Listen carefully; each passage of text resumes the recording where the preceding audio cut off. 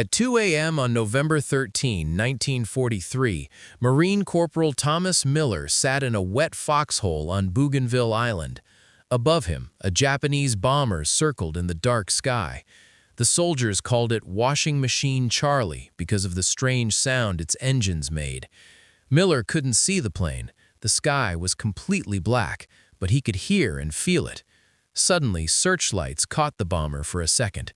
Anti-aircraft guns fired, but the plane slipped back into the darkness.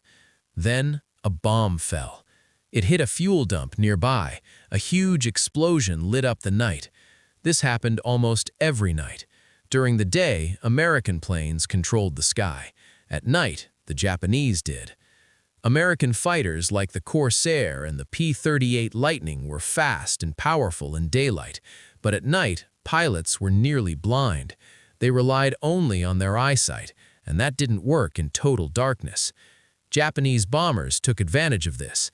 They flew alone at night, dropping bombs on American airfields. The Americans struggled to stop them. Morale dropped. Soldiers felt helpless.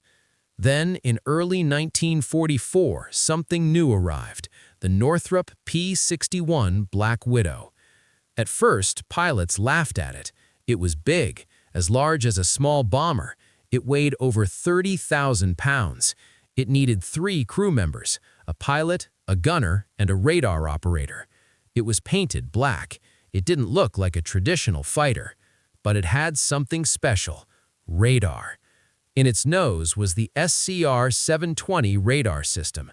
This device could detect enemy aircraft in the dark by sending out radio waves and receiving their echoes. On a small green screen, the radar operator could see enemy planes as glowing dots. The P-61 also carried heavy weapons: 4 20mm cannons under the belly, 4.50 caliber machine guns in a rotating top turret. It was heavily armed and built strong. Major Carroll Smith believed in the plane. One night, he and his radar operator took off to hunt a Japanese bomber. Using radar guidance, they found a Mitsubishi G4M Betty bomber in total darkness. The Japanese pilot had no idea they were there. Smith moved into position and fired the 20mm cannons. The shells tore the bomber apart. It exploded and fell into the ocean. The P-61 had proven itself. Soon after, they faced a Japanese night fighter, likely a Nakajima J-1N Irving. This was a real threat, but the Black Widow had a powerful rotating turret. When the Japanese plane attacked from behind, the gunner turned the turret and fired. The enemy fighter was destroyed. The P-61 didn't just fight bombers. It attacked ships, barges, and airfields at night. It could see what others couldn't. On one mission, Smith's plane was badly damaged by anti-aircraft fire. One engine failed. The radar went out. They were flying low over the ocean in darkness with only one engine working. Using the stars to guide him, Smith managed to fly back and land safely. The plane was heavily damaged, but it survived. After that, the Japanese night bombings slowed down. The P-61 had taken control of the night.